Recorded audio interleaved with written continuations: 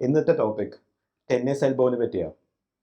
അതായത് നമ്മുടെ കൈമുട്ടിൻ്റെ പുറവശത്ത് ഈ ഭാഗത്ത് പെയിനെ പറ്റിയാണ്. നമുക്ക് എല്ലാവർക്കും അറിയേണ്ട ഒരു കാര്യം, നമ്മളുടെ മസിൽ എല്ലിൽ വന്ന് പിടിപ്പിക്കുന്ന ഭാഗമാണിത്. ലാറ്ററൽ എപ്പിക്കോണ്ടലൈറ്റിസ് എന്ന് പറയും. അതായത് മസിലിന്റെ മുകളിൽ ഓവറായിട്ട് ലോഡിങ് വരുമ്പോൾ ആണ് ഈ പെയിൻ വരാം. വേറെ രീതിയിൽ പറഞ്ഞാൽ ബോഡിക്ക് താങ്ങാൻ പറ്റാത്ത ലെവലിൽ ലോഡിങ് വന്നാൽ പെയിൻ വരും. സോ ഒന്നെങ്കിൽ ഓവറായിട്ട് ലോഡിങ് വന്നിട്ടുണ്ടാവാം, അല്ലെങ്കിൽ മസിലിന്റെ ശക്തി കുറഞ്ഞിട്ടുണ്ടാവാം. നൗ ഇത് വരാൻ കാരണം tennis elbow. So one reason tennis കളിക്കുന്ന ആൾക്കാർക്ക് വരുന്നൊരു ഇഞ്ചുറിയാണ്. ബട്ട് ഒരു വീട്ടമ്മയുടെ നിലയ്ക്ക് ഈ തുണി പിടിയുക, അല്ലെങ്കിൽ ഭാരങ്ങൾ പൊന്തിക്കുക, അല്ലെങ്കിൽ ഈ റിസ്റ്റ് മൂവ്മെന്റ്സ് അല്ലേ, ഇപ്പം ഈ ആശേരി മാറ്റ പോലെ ആക്ഷൻ, സ്ക്രൂ ഡ്രൈവർ തിരിക്കുക, പിന്നെ നെറ്റിങ്, ഗാർഡനിങ്. വേറെ രീതിയിൽ പറഞ്ഞാൽ റിപ്പീറ്റഡ് ആയിട്ട് സ്ട്രെയിൻ വരുമ്പോൾ ചെറുതായിട്ട് ഈ മസിലിൻ്റെ അവിടെ ലോഡിങ് വന്നുകൊണ്ടിരിക്കും. മസിൽ ലോഡിങ് വരുമ്പോൾ എന്താ പറ്റുക, ചെറുതായിട്ട് ടയർ വരും. ആ ടയർ കാരണമാണ് ഈ പെയിൻ വരുന്നത്.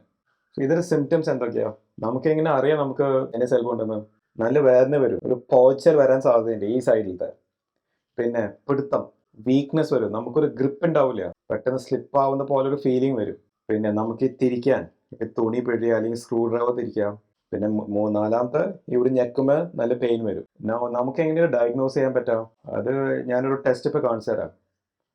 കൈ നേരെ വെക്കുക, മുട്ട് സ്ട്രേറ്റ് ആക്കിയിട്ട്, പിന്നെ റിസ്റ്റ് ജോയിന്റ് സ്ട്രേറ്റ് ആക്കിയിട്ട് നമ്മളുടെ വിരലൊന്ന് അമർത്തിയാൽ മതി. പക്ഷെ വിരൽ മടങ്ങാൻ പാടില്ല, സ്ട്രേറ്റ് ആയിട്ട് പിടിക്കണം. മറ്റേ കൈ കൊണ്ട് ഇങ്ങനെ അമർത്തിയിട്ട് കുറച്ച് നേരം പിടിക്കാം.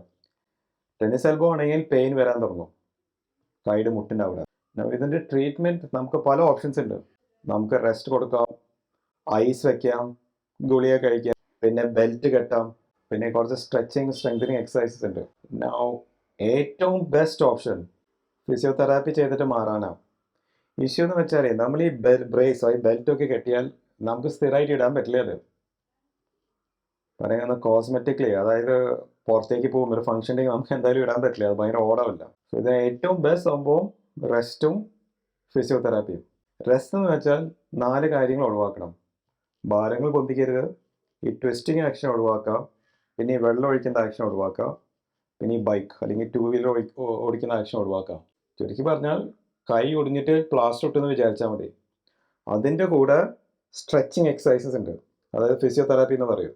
സോ നേരത്തെ പറഞ്ഞ പോലെ റെസ്റ്റ് എടുത്തിട്ടും മസിലിൻ്റെ ശക്തി കൂട്ടിയിട്ടാണ് ഇതിൻ്റെ ട്രീറ്റ്മെൻറ്റ്. എങ്ങനെ ഇത് പ്രിവെൻറ്റ് ചെയ്യാൻ പറ്റാം? ഇത് വരാതിരിക്കാൻ ഏറ്റവും ഇമ്പോർട്ടൻറ്റ് സംഭവം നമ്മുടെ ടെക്നിക്കാണ്. ഇപ്പം നമ്മൾ ജിം അടിക്കുമ്പോൾ, വെയിറ്റ് പൊന്തിക്കുമ്പോൾ, അല്ലെങ്കിൽ ടെന്നീസ് കളിക്കുമ്പോൾ ടെക്നിക്ക് കറക്റ്റ് ആണെങ്കിൽ ഈ ഇഷ്യൂ വരില്ല. പിന്നെ ഏത് എക്സസൈസ് ചെയ്യുന്നതിന് മുമ്പ് നല്ല വാമപ്പ് വേണം. പിന്നെ ഓവറായിട്ട് ടൈറ്റായി പിടിക്കാതിരിക്കാൻ നോക്കാം.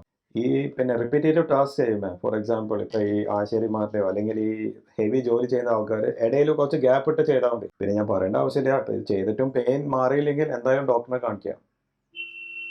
സോ ചുരുക്കി പറഞ്ഞാൽ ഇൻ കൺക്ലൂഷൻ, ഇത് ടെന്നീസ് എൽബോ ഒരു സ്പോർട്സ് ഇഞ്ചുറി മാത്രമല്ല.